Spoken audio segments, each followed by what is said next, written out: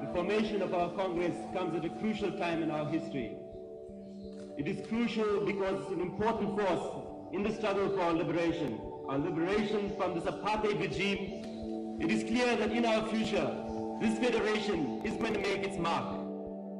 1994 was a momentous year for not only the people of South Africa at the end of apartheid, but for humanity as a whole. Since the colonization of South Africa, the 46 years before had been controlled by segregation and racial discrimination. Protests, rallies, and anti-apartheid uprisings pressured the world to take notice. Naidoo was one of many who stood at the front lines of the rise against apartheid. In 1985, he was the founding General Secretary of the Congress of South African Trade Unions. Soon after, under the cabinet of Nelson Mandela, Naidoo served as minister responsible for South Africa's reconstruction and development program after the end of apartheid. He served as chair of the Development Bank of Southern Africa, as well as Love Life, a non-government organization leading the fight against HIV/AIDS through education and mobilization. Naidoo has dedicated his life to serving others and fighting for justice by working closely with those affected on the ground. He's been acknowledged for his work and has received the Legion of Honor, one of France's highest decorations, and received the Drivers for Change Award from the Southern African Trust and Mail and Guardian newspaper. He is the author of Fighting for Justice, an autobiography of his life and the development of a country. Naidoo has continued to push forward on issues of accountability, climate, constitutional rights, education, and global health. How do we make sure that people at the bottom of the pyramid have products that are affordable, accessible, nutritious, and healthy? So changing social attitude is a critical part, and I think that's what we're trying Engage to work with our partners to create innovation. Naidoo currently sits as chair of board of directors for the Global Alliance for Improved Nutrition and has returned to full-time voluntary work in these issues of social justice. Fourth Estate is proud to welcome Naidoo. Hello, you amazing people. It's been so great to be here. And I spent yesterday listening very carefully to the conversations you've been having. And I was inspired. Because what I found was the same ingredients that we need to change the world. And that is your passion. It is your will to change not only your lives and the lives of those in the United States, but the lives of people across the world. And what I heard yesterday has given me a lot of hope, because it was based on us being one human race. We are living on one planet. We have one global ecological system. And we are all interconnected. And that's what makes it so unique that we can sit here today as part of Invisible Children and have a sense of a shared humanity. Now, as you heard, I come from South Africa. I was born in a country that lived under a very brutal system of segregation. And it defined us as non-persons. It took away our sense of human dignity. And growing up, I felt a sense of inferiority. Because every time I tried to go into a bus, it was reserved for whites. I tried to go into the park. I was told by my parents, you cannot go into the park. In fact, my great-grandmother hailed from India. And she was a bonded laborer on the sugar farms at a time when slavery had been abolished. And the unique thing of it is that South Africa is bordered by the Indian Ocean. And when I went to the ocean, I was told I cannot go into that Indian Ocean. because you were the wrong color of skin. So it made us very angry as young people in South Africa. And when I was 2 years old, we were evicted from our home because we happened to be the wrong color and on the wrong side of the street. So from that young age, I had a sense of anger that was uncontrolled and that would probably lead me to becoming a delinquent in society, just lashing out at everyone. And so I grew through my teenagehood in a sense of being a known person. And then when I was your age, or a bit younger than you, at about 15, I was a teenager, I went to a political meeting of a great hero of the South African struggle, someone called Steve Biko. Do you know, any of you know who Steve Biko is? And it was in a crowded church hall. And here we were packed like sardines into this hall in a hot tropical afternoon in the city of Durban.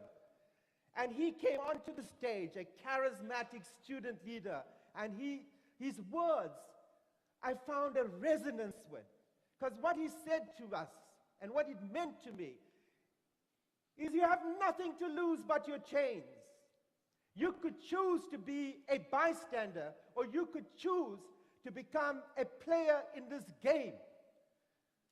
And the choice you have is that you can either die as a slave and accept the injustice that you are subjected to, or you can stand up here and stand up for your rights and fight for those rights, and even if you die, it will be an honorable death.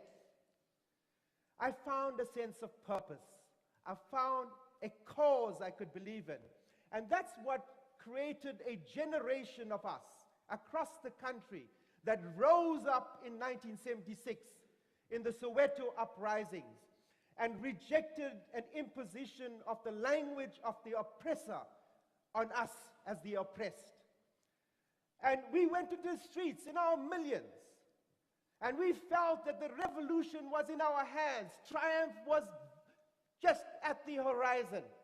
But they smashed us. And thousands had to flee into exile. Thousands ended up in detention. Many of us went into hiding for several months. And what we learned was a very important lesson, is that we had left our people behind. Our parents, the workers, the churches, the religious leaders. And so we spent the next 18 years at a grassroots level, understanding what the issues were that people faced at the ground, in the rural villages, in the factories, in the shops and the mines. We went into students, universities and schools, and we built a network of organizations that were led by the people themselves. And what we learned was that if you want to organize change in your community or in your country or in your world, then you've got to learn to listen very carefully. You've got to learn to understand the issues that face people in their day-to-day lives and to organize them around what is their bread and butter issues. And that's what we did. That was a tsunami that created the political stalemate that ended up in a negotiation in 1990 when Nelson Mandela was released. And it was a situation where, in a context of a potential threat of a racial civil war, the environment generated leaders that saw that the alternative to a political negotiation was a scorched earth. And that's why we had the political settlement that became known as the political miracle of the 20th century. And I spent a lot of my life fighting the freedom for that iconic leader of social justice and economic justice, Nelson Mandela. Today we weep, not because we think that Nelson Mandela is immortal. We weep because there's such a deficit of leaders at a global stage that embrace the values that you have discussed over the last 2 days, that embrace a sense of our shared humanity, that we have a one planet, that it is sitting at the edge of a precipice, that we have a crisis in the world, and that we should care, we should believe. And so that's the challenges that we face today, and why I am here, because I think you are the generation that hold the key for rescuing our planet and our world from the curse of my generation. And if you are able to take what you have learned today and yesterday, if you are able to take this passion and infect the world, that's the viral tsunami that we need in the world today. A sense of social solidarity, a sense of human dignity that every human being has a right to. I chair a global foundation today that targets malnutrition and hunger in the world. In the course of this presentation that I am making, 5 children die every minute of causes we could prevent. That's 75 children in the course of this 15-minute presentation. That's every 2 hours. Can you imagine? There's a plane load of innocent children crashing somewhere in the world. It could be your child. It could be my child. We should care. And that's why I am here today, because I think you are the generation that should build a sense of purpose in the world out there. That today we are looking at the atrocities of the LRA. Tomorrow we will look at the other atrocities that kill our people, innocent people. We will look at confronting the demons that raise division in the human race. And that's what Nelson Mandela represented. And that's the sense that our fight for human rights, our fight against poverty and inequality, our fight against prejudice and division that people cause in our societies, is not an act of charity. It is an act of justice. Because prejudice or apartheid, like slavery and colonialism before it, is man-made. And we can undo that and weave a new narrative of hope, of social inclusion, of economic inclusion, of human dignity. And that is what you hold. And I hope that we will leave this auditorium with a sense that I can make a difference. That,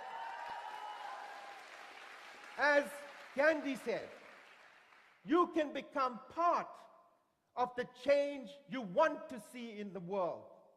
Or like Martin Luther King said, I have a dream, and it's a dream that we will create a tsunami of hope that will overwhelm those that divide us on the basis of race or religion or gender or culture or tradition. We will create a world that acknowledges the human potential and value of every single person. And I look to you, your generation, because I'm constantly reminded of an ancient Native American saying that we do not inherit our world from our ancestors. We borrow it from you, our children. Thank you very much, and good luck.